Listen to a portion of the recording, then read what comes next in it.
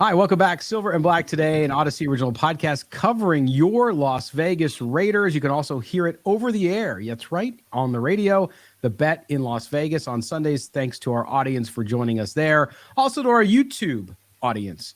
Subscribe, hit the notifications button. Thanks for being with us and for participating in the chat. We're here to talk about Las Vegas Raiders football. If I say we, that's not just me, of course. That is myself and my broadcast partner, one Mr. Mo Moton. He is a national NFL writer over at Bleacher Report. You can follow him on Twitter at MOEMOTON. I am at LV Gully. He's the national reporter, as I said, covers the entire league for Bleacher Report. As we record the show, he just got off turning in a piece, I should say, on deadline. He's been working hard, and so we're here to work him hard again on the show. Mo, it's a busy time as we get up to the NFL draft. No rest for the weary at all. Like you said, just turned in a column. It's funny because as many people know, I'm in the New York area, and the big deal out here is Saquon Barkley not signing his franchise tag tender. So Saquon Barkley was looked at as somebody who was going to be, kind of like the face of that franchise, while Daniel Jones is coming in, and now they have a contract stand up very similar to what the Raiders have with Josh Jacobs, although Josh Jacobs is not threatening to not sign the tender. Vincent Bonsignore, the Las Vegas Journal, did say that there was no movement on his negotiations with the Raiders lately. So top running backs not feeling respected as of late. Austin Eckler was granted permission to seek a trade a week ago. Yeah. So the running back market is what it is. A lot of guys miscalculated their market worth. I'm not saying Josh Jacobs did that, but guys like Saquon Barkley did, because he turned down multiple offers before the Giants pulled their offers off the table and gave him the franchise tag. So just saying, with the running back position, if you're looking to get paid, probably not going to happen this offseason. A lot of teams are going to be looking toward the draft. That's the way the league is right now with running backs. Hey, I'm not taking anything away from those two guys. They're both incredibly talented young men. But that's the market, and the market's going to dictate what happens. And to your point, that's what happened with Barkley in New York, and we'll see what happens with Josh Jacobs in Las Vegas. Mo, the other thing is, the last couple of weeks, we heard a couple media reports, and I'm not here to tell you that they weren't true, or because reporters report the information they get. I don't fault guys for doing things, but we had a report in The Athletic and actually a couple other publications saying, hey, the Raiders are not going to consider Jalen Carter. He's off their draft board, so to speak. But guess what? On Wednesday, Jalen Carter was in Las Vegas working out for the Las Vegas Raiders. And it goes to show you this time of the year, you said it the last show we had, which was you got to take everything with a grain of salt, and teams are going to do due diligence. Not only that, but Jalen Carter, no matter what's happened with the legal issue, no matter what's happened with the physical issues and being overweight at his pro day, Jalen Carter's a talented kid as far as his physical abilities go, and we saw what he did at the University of Georgia. So the Raiders have to do their due diligence, that they have to look at the kid because, when you get those interviews, you talked about it before, those interviews are so important. Him in Las Vegas now, the Raiders get to get some quality time with the kid. Yeah, the workout is fine to see what kind of shape he's in and what he's doing and how healthy he is, but it's the interview, in my view, that the Raiders hosted him in Las Vegas. That was the point of it. Absolutely, and like I said before, I believe I said this previously when the rumors came out about maybe the Raiders took Jalen Carter off their draft board. I felt it was just too early to completely dismiss him without having a one-on-one conversation with him, because then you get inside the guy's head and figure out, what was he thinking going into his pro day? Why was he a little overweight? What went on between his legal issues and his disappointing pro day. And you get to kind of get to know the person more than just the player, because remember, when you're drafting a player, especially in the top 10, you want that guy to be a model player in your locker room, on the field and off the field. So I think a lot of this, as you said, is due diligence. It's not to say the Raiders will draft him if he's available at 7. I actually think that he's going to go top 5. I don't think the Seattle Seahawks are going to pass on him. I don't think the Detroit Lions would pass on him. But that's just my opinion. But there was a report, I believe, 2 weeks ago that said that, I think it was Ian Rappaport said that Jalen Carter isn't taking any visits with teams that pick outside the top 10. So his agent, Drew Rosenhaus, is pretty confident that he's going to go high in the draft. And again, I think he will. I'm not sure if the Raiders will draft him, but it's good that, and it's prudent that they do their due diligence on him. Yeah, and again, I know you feel that the Raiders might not draft him because of those issues and because of what's happened with the franchise over the past couple years. But I think a really good interview, if they get to know the young man and they feel really solid about it, then I think the chances are there. But I agree with you. I don't think he's going to go past the top 10. But you never know. There's always that one guy that drops. Now he's got reason to based on kind of what's been out there, whether it's fair or not on a lot of it. But every draft, doesn't there seem to be a first rounder that falls? I mean, remember when we had just a couple years ago, the receiver in Seattle, whose name I'm forgetting now. Holy moly. DK Metcalf? DK Metcalf, thank you. Oh my gosh. See what happens with age, my friend. So DK Metcalf, remember he kept falling, bottom of the first round. The Raiders had a chance to get him, and he ended up going in the top of the second round to Seattle. So you just never know.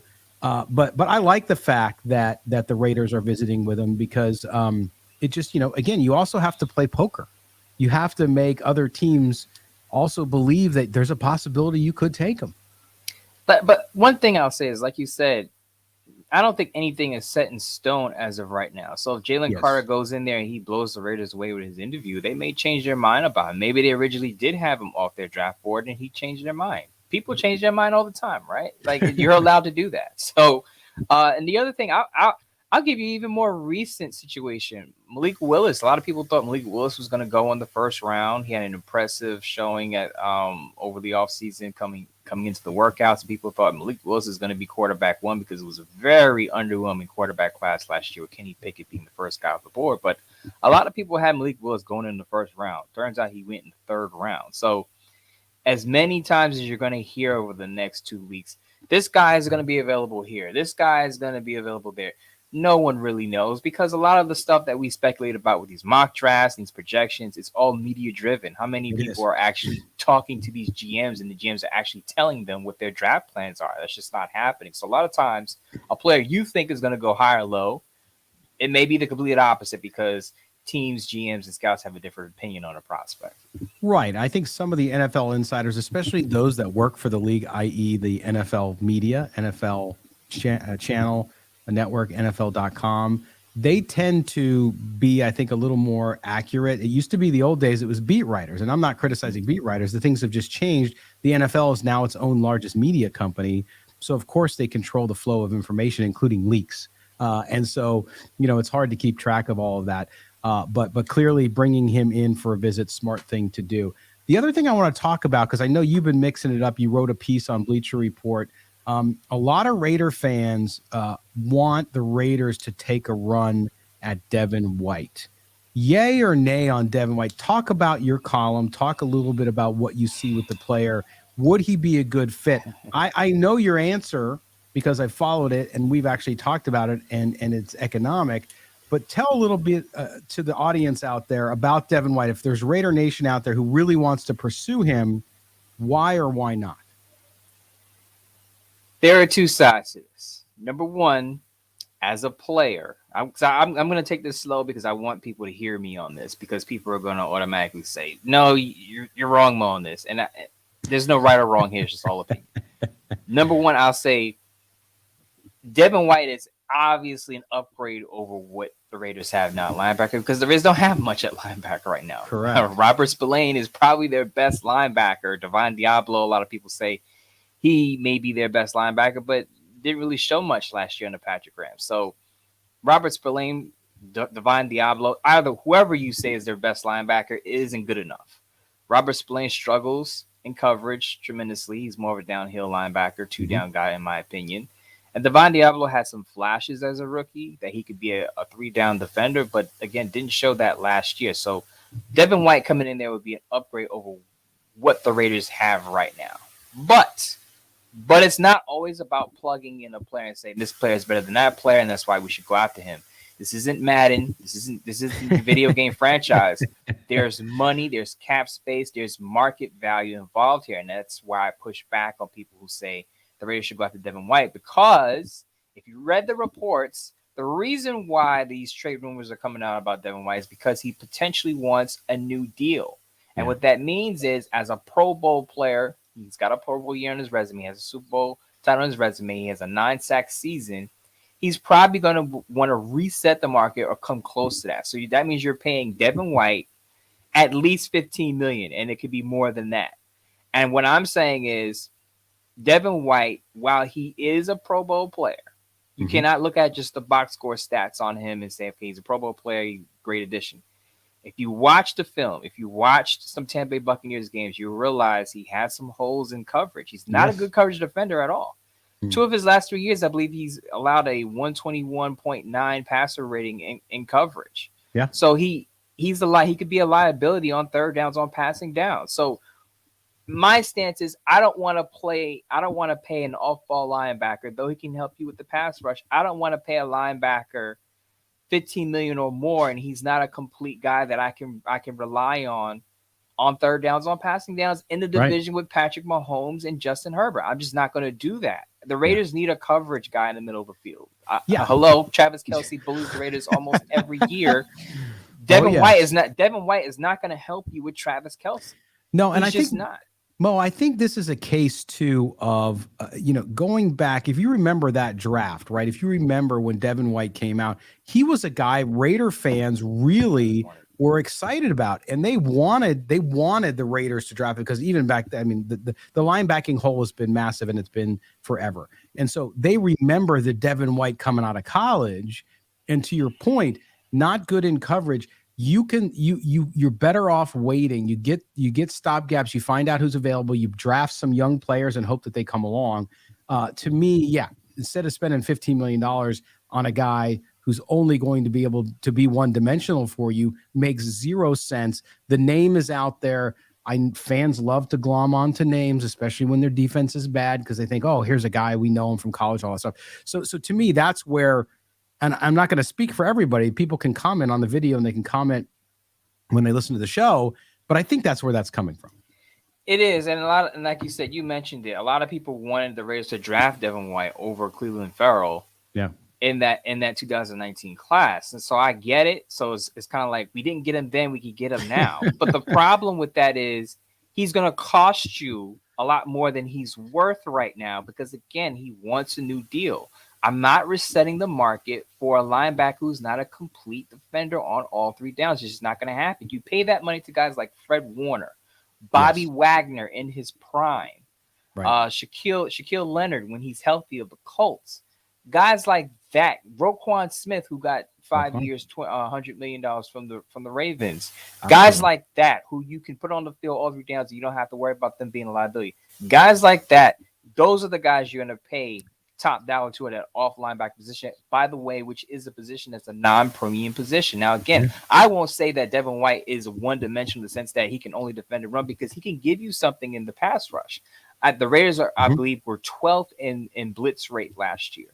So in that case, Devin White is a fit with the Raiders defense because Patrick Graham has shown a tendency to blitz more. But not at that cost. And again, he's a fit for the Raiders defense for what he does.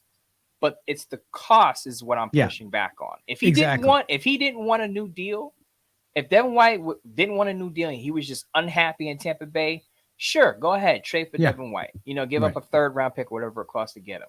But with the new deal, with his demand for a new contract, and he's not a reliable coverage defender in the middle of the field, I'm not doing it. And the way the Raiders have gone about their offseason, I don't think Dave Ziegler is interested because if you see what the Raiders are doing, they piled up draft picks.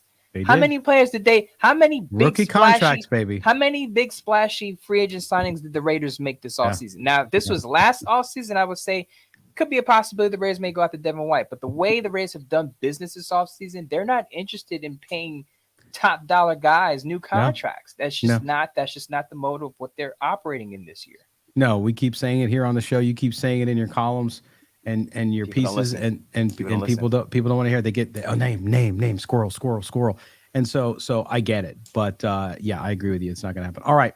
That closes out segment number 1. When we return from the break, we're going to roll on talking about Raiders football. Make sure you subscribe to the show if you don't already do it. We appreciate you guys being with us. It's Mo, it's Scott. It is Silver and Black today. Welcome back. Silver and Black today rolls on here, an Odyssey original podcast covering your Las Vegas Raiders. You can subscribe wherever you get your audio. Make sure you turn on the auto download. That helps us significantly. Thank you for that. Also, you're listening to us on the radio. That's right, on The Bet in Las Vegas, an Odyssey radio station. I will get the words out correctly, I promise. So thanks for being with us there. Also, a hearty hello to our YouTube audience. He is Mo Moten, national NFL writer at Bleacher Report. I'm Scott Branson, and we are talking Raiders football. Okay, Mo, we talked over the last couple weeks about Raider fans. In fact, last week we talked about Raider fans not being very excited about the draft. Well, not only that, but there's some that are skeptical about the season coming up for obvious reasons, because the Raiders have had a change at quarterback. They've turned over the roster. They traded away Darren Waller. They still may trade Hunter Renfrow, which we talked about last time. The Raiders in Las Vegas right now are at an over-under win total of 7.5, right? Last year was 8. So they've gone down a half game, which I don't think is that bad considering what they've changed. But Vegas is not giving the hometown team very much love. When you look at the Raiders going into the season, we're still early. Now, this is a gambling number that can change over time, but this is pre-draft. There still could be some other signings, but I'm not surprised by it. I think if you look at it, we've talked about 7, 8, if they're lucky, 9 wins when you're in this kind of rebuild mode that they're in. What's your take on that 7.5 win total? I would say it's about right. I mean, if you look at any media outlet, no media outlet is giving credit for what the Raiders have done during free agency. In fact, a lot of media outlets, I believe it was Pro Football Focus, not a huge Pro Football Focus guy as far as I have my own opinions anyway, but they basically said the Raiders didn't improve at any position. It was either Pro Football Focus or The Athletic. One of those were assessing the Raiders all season. It's like, what are the Raiders doing? They haven't improved at any position. And like I said, the one position that I'll give the Raiders, and you pointed it out, was the wide receiver spot. Jacoby Myers. Yep. Assuming they don't trade Hunter Renfrow, that's a plus. That's a net plus for them. And I think, and I know this is going to stir up trouble in the chat and people who hear me say this, but assuming Jimmy Garoppolo is a fit for Josh McDaniel's system, he's a better fit than Derek Carr. I'm not saying he's a better quarterback than Derek Carr. I'm saying better fit for the system, you should get better results. Yeah, that's very true. But it also goes to speak to, again, when you have a team. I think Yahoo Sports on Wednesday also had a podcast and a story talking about how the Raiders, they talked about the Seahawks and the Raiders going in opposite directions, and they were not favorable on the Raiders' direction. They were more favorable on the Seahawks, which is a little bit of a weak take because, look, the Seahawks have so many draft picks over the next couple of years, and that they worked out pretty good last year. The changes they made, and of course, Geno Smith, a lot of that depends on Geno Smith. Everybody's going to assume that Geno Smith had that great year last year and he'll repeat it this year. We'll have to see if that takes hold.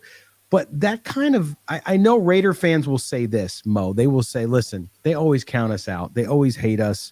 We're always the underdog. So who cares?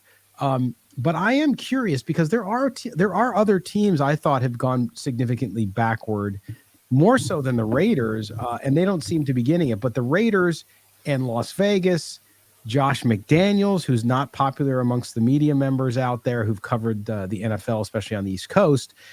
This team is just going to be in a position of, hey, prove it. Prove that your program is working. Prove that you know how to draft players. Prove that you can upgrade the roster. Prove that you made right decisions on Carr and Garoppolo, and then we'll give you some good coverage. Yeah, I think part of it too is, I don't want to say the Raiders are a punching bag, but when you have Josh McDaniels, and we all know the history of Bill Belichick assistants, that's been a talking point this offseason about, you get rid of Derek Carr, you bring in Jimmy Garoppolo, you don't make any splashes in free agency, you have a coach who has a sub 500 record as a head coach, you have a relatively, I want to say, new GM. This is Dave Ziegler's now second year as a Raiders GM. He had a year at the Patriots where he was pulling the levers there, but still a relatively new face there. So there's some unknown, there's some unproven, and there's a lot to prove when it comes to the Raiders front office, head coaching ranks, and their roster. So of course they're gonna get a lot of a lot of the criticism. But I mean, if off the top of my head, I'll tell you that I feel like the Titans are going to take a large step back. They have a new GM. The Buccaneers obviously going to take a step back without Tom Brady. I don't believe the Ravens are going to be as good because, to me, I have a theory that teams that have issues in the offseason don't usually do well. The Cardinals are going to take a big step back. But let's be honest, when it comes to talking points, who's talking about the Cardinals? Who's talking about the Tennessee Titans? So if they're talking about you, you have some significance. So and especially in our business, what do they always say? If no one has an opinion about you, you're not doing enough. Not to say that you have to be a shock jock, but no one's talking about you, then you don't matter. Yeah, and I still think even people who hate the Raiders, okay, they want the Raiders. Just a few. They want the Raiders to be good because it's no fun hating a bad team, right? No, it's no. Even if you are a Charger fan, a Chiefs fan, a Broncos fan, that AFC West, knockdown, drag out hate that those fans, as far as the football goes, have for each other. You don't want the Raiders to. It's no fun. Like when you're bad for 20 years, basically, except for 2 playoff appearances. Nobody feels good about like even making fun of you. It's too easy, right? You want the team. That's why everybody loves to hate the Yankees. Now the Yankees had a bad stretch during the 80s, but I'll tell you that when the Yankees are good, it's good for baseball because people hate them. And so they'll go to the ballpark when the Yankees are in town, even if their team is not great, because they want to root against them. And I think that's the case with the Raiders, too. I really think that the Raiders are good for football, and the Raiders being good is good for football, whether you hate them or love them. The other thing is, the other component here is I think a lot of people, I should say pundits and analysts, expected the Raiders to be good last year. Yeah. So when the Raiders flopped, it drew more attention because it wasn't like the Raiders were expected to be a 4-win team. They brought in, they had a very headliner of an offseason bringing in Devontae Adams and Chandler Jones. So people go, okay, the Raiders should be competitive, at least in that division. And when they weren't, they completely flopped. Then you're going to get the criticism because people expected you to be better. Yeah. Yeah. No, people bought in. I mean, Rich Eisen's a great example, right? Rich Eisen was going on talking about how great the Raiders were going to be. Yes, he did. And then how many times does he have to come? He's like, oh, they did it to me again. Oh, what is going on out there? What are they doing? I mean, he really was on board. He was like, they're going to compete for the AFC West. We thought they were going to be a playoff team. Sure. And of course, everybody was fooled and thought the AFC West was going to be, the greatest division in football in the last 10 years. And it pretty much flopped except for the Chiefs. So the Chargers made the playoffs, but still it wasn't what everyone thought it would be. They underachieved. And then they blew the third biggest playoff lead against the Jacksonville Jaguars. Yes. I won money on that game because I bet it at halftime against the Chargers because I just had a feeling, having growing up watching that and dealing with that pain, I just knew they would blow the game. So anyway, but that's it. But the thing that this leads into the second part of our discussion here, which is we got, and I'm looking at my phone here too, the folks over at OLBG, and I don't know what this is. This is like a gambling site in the UK, but they are not the UK, in the United States.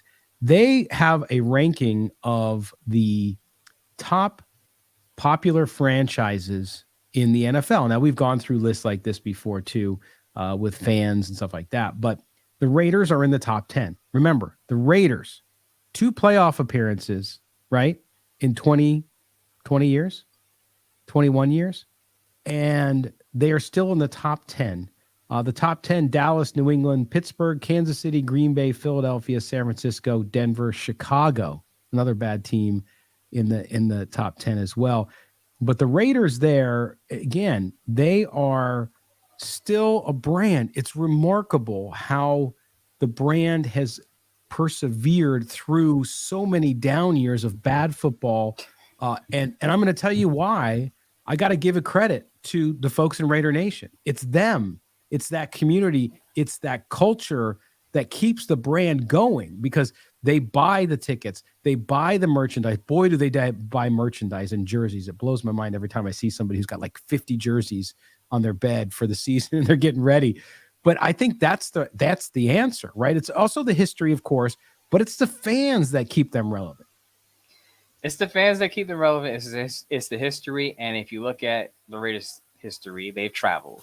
Los Angeles, Oakland, now Vegas. So they've been in different, cities. So they're gonna have some widespread. Now, don't get me wrong, there are Raider fans everywhere. Shout out to Rossi down under. Like it goes far. So Yep. it goes to show that even with as you said, even with all the losing, Raider fans aren't going anywhere. Which is why it hurts my heart when I hear fans say, after this whole Derek Carr thing and going Jimmy Garoppolo, I don't have it in me to root for the Raiders this season. Yeah.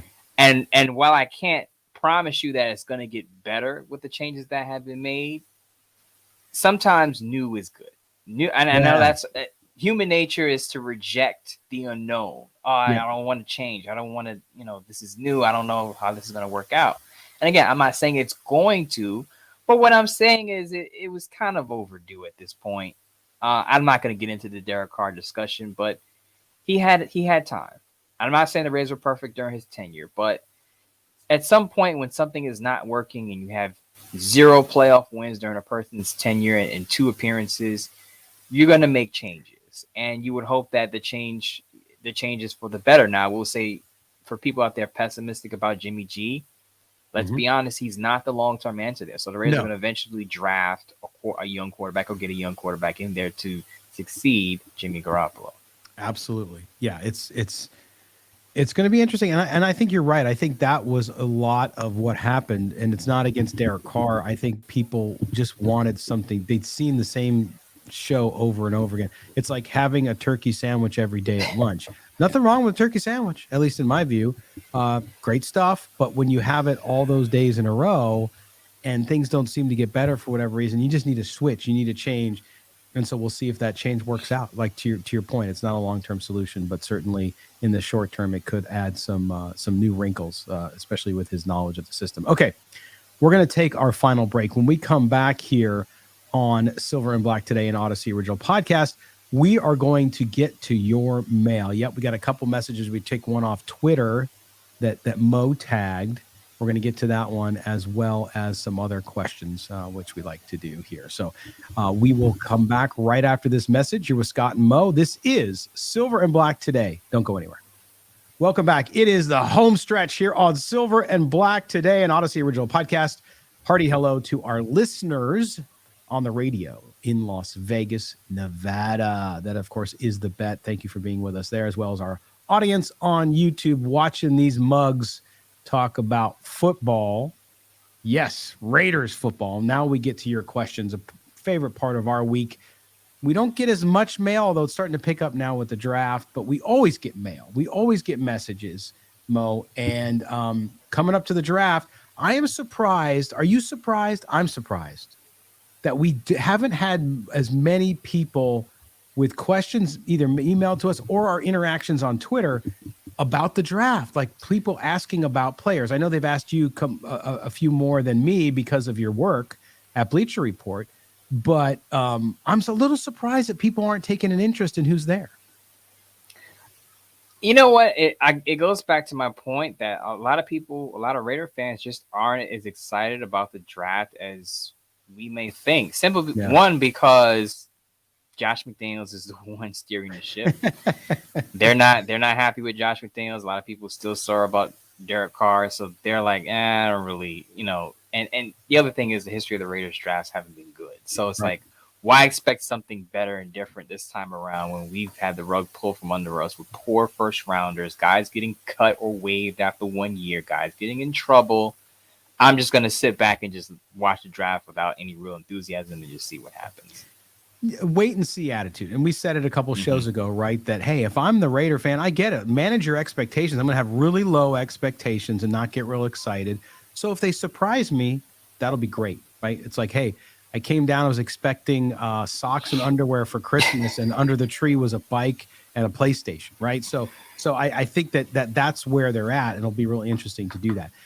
Let's get to some of these questions, my friend. We had one that was sent on Twitter to you from Annie, Are You Okay? Of course, a reference to the great Michael Jackson song, Smooth Criminal. Yes. Which also a band called Alien Ant Farm covered and did a great job of as well. There we go. See, we're dropping music knowledge on him, Mo. who is the most Raiders Raider in the draft? So in essence, who's the guy that would encapsulate the Raider persona the best? Who's a pirate? Who's nasty? Who's somebody maybe nobody else wants? I'll start, right? Because we talked about him earlier in the show.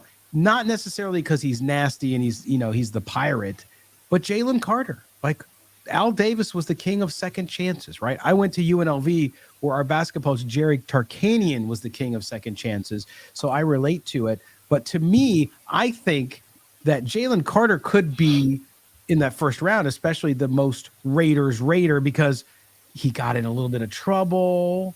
He, is a little overweight, and people were saying he's got a bad character. And it's like, yeah, so did John Matuzak, and so did Lyle Alzado. I know that was years ago, but that's my pick just off the top of my head.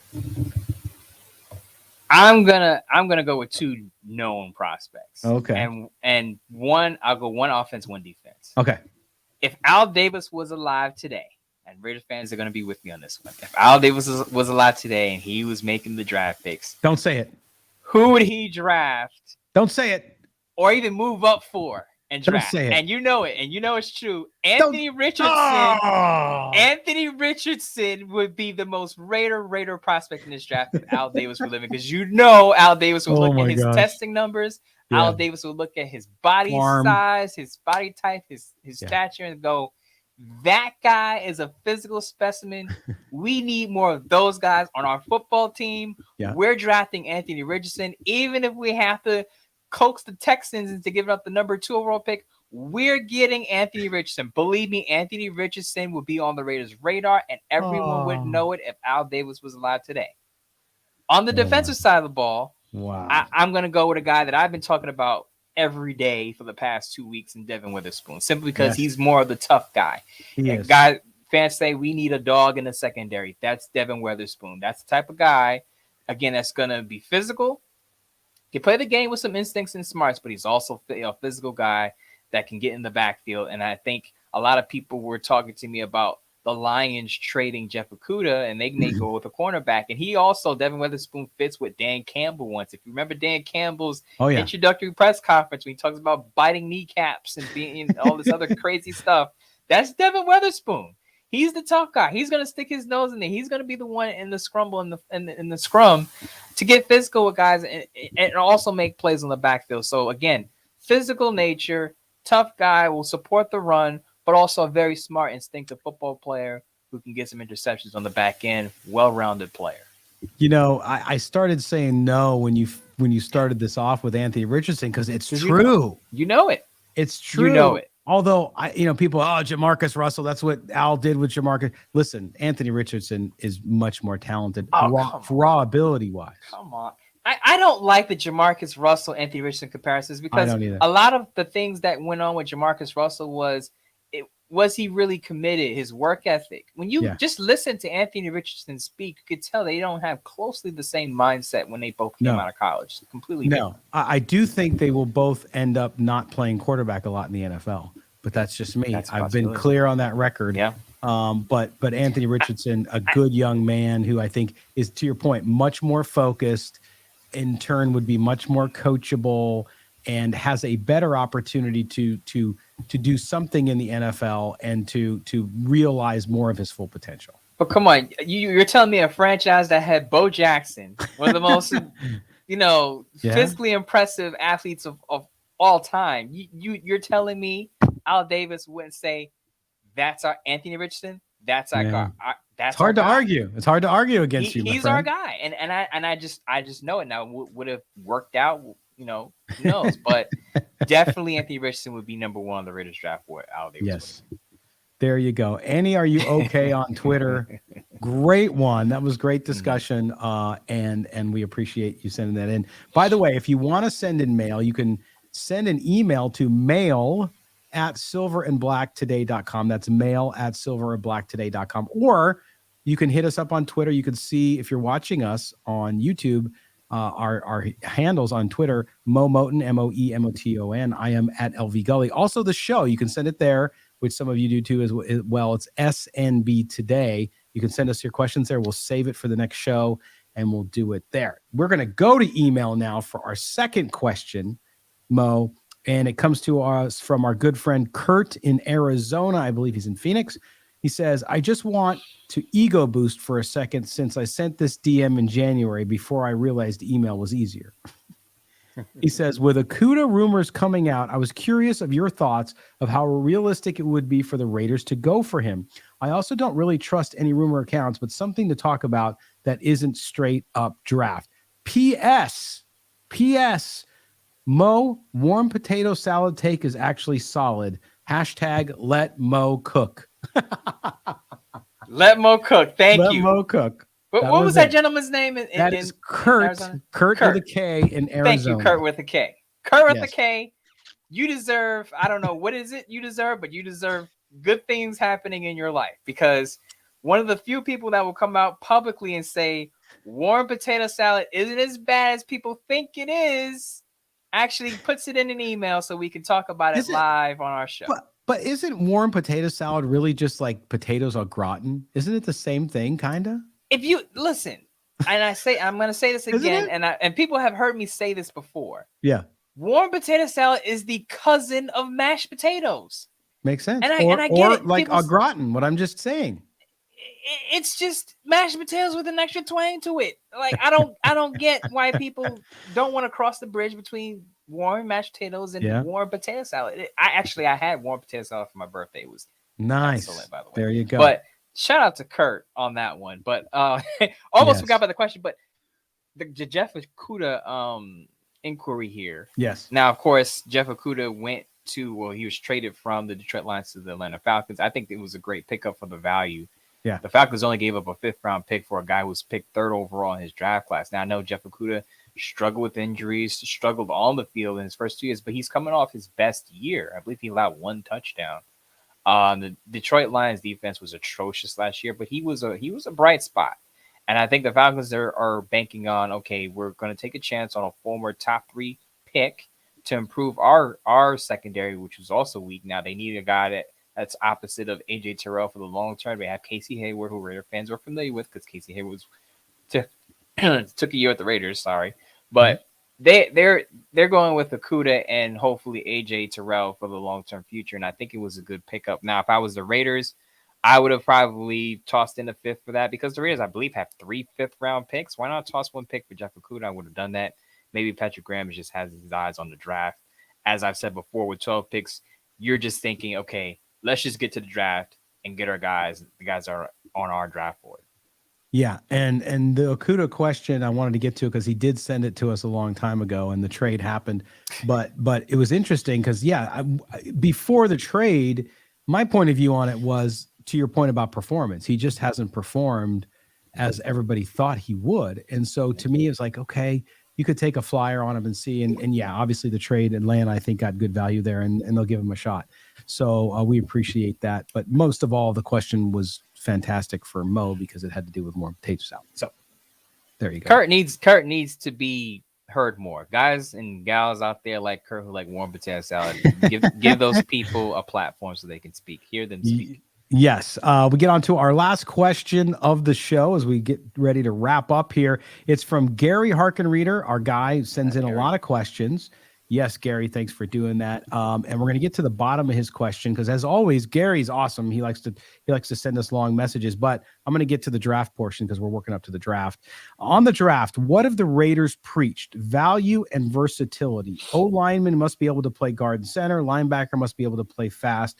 D-line must be able to get off blocks. They need to pick up one more quarterback. Actually, at this point, I'm more interested in undrafted free agents. Who are the Raiders going to sign to push draftees and veterans? I would be interested in you and Mo's thoughts on undrafted free agents. How do you think this plays off? Thanks for putting up with me, Gary. Gary, we love putting up with you. And I know I didn't read your whole email. I got to the questions at the end, but we read all of them and we appreciate you more than you know. You're awesome. And thank you for writing in. Well, I'm gonna do some homework on this one. Again, I'm not gonna be the guy to get up here and try to, sell you something that I don't know. I'll be honest with you. I have not looked into guys who may go undrafted and could make the roster and push.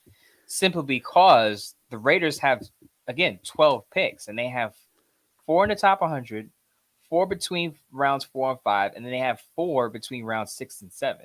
Right. So I think there's a possibility that those round 6 and 7 guys that people often overlook could potentially make the roster, especially if they have a lot of collegiate experience. Now, I know this is a bit of a tangent, but I said this on my Bleacher Report live show on Monday that a lot of people overlook 6 and 7 round picks. But to me, the valuable 6 and 7 round picks are the guys who have a lot of playing experience. So I take Brock Purdy as a prime example, who's, I believe, a 4-year starter, 4-year starter at Iowa State.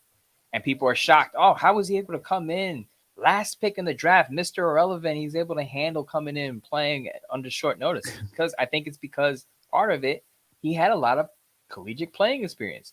Guys like Thayer Mumford, who the Raiders drafted last year, a lot of people dismissed him as a practice squad guy, wound up playing some significant snaps early in the season before Jermaine Luminar took over. He had a lot of collegiate playing experience. So I think the Raiders are going to follow that same mold where they look for guys in the 6th and 7th round who played a lot of football on the college level. I'm not saying they won't dig into the undrafted pool of players, because there's always some undrafted guys.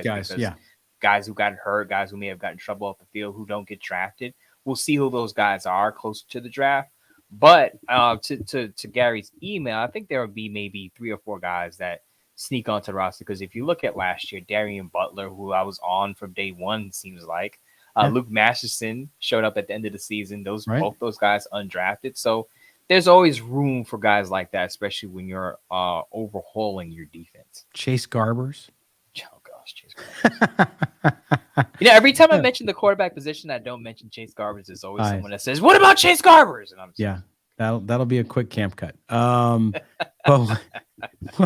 we'll see how that goes. But I think, Mo, what we'll do, why don't we, I'm telling you what, Gary, why don't we on Tuesday's show, Mo, we will come back with our top 3 projected undrafted free agents, because we talked about it all. Like we talked about the defensive backs. It's a very deep draft at cornerback. Some of those guys might fall out of the draft at the bottom end of it because of how deep it is.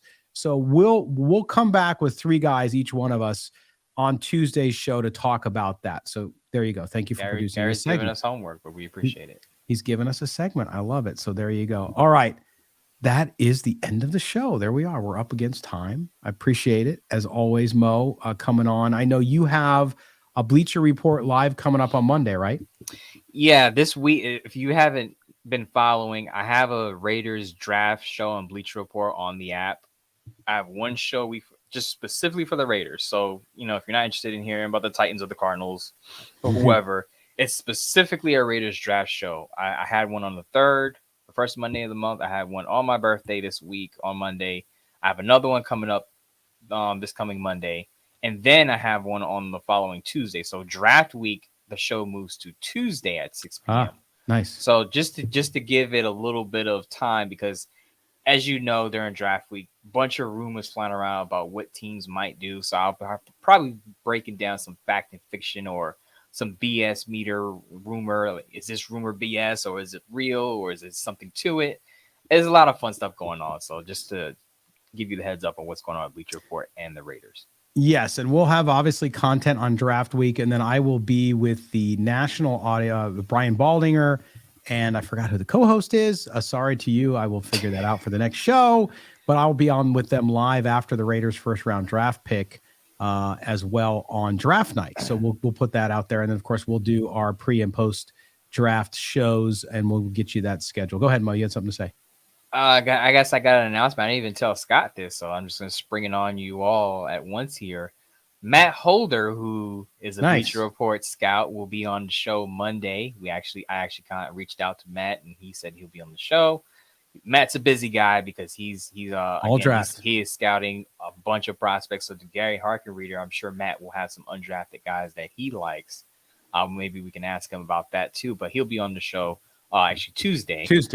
And we'll have, and it's going to be great to have him. Not just because he's with the Bleacher Report team along with me and some other people, but because he does great work. And I've known Matt for quite a while. Like me and Matt Holder go way back. And Raider fans very familiar with Matt, obviously, Silver because Black of Pride. his Raider fandom as well, right? So that's the week we're going to have next week. On Tuesday, we're going to have Matt Holder.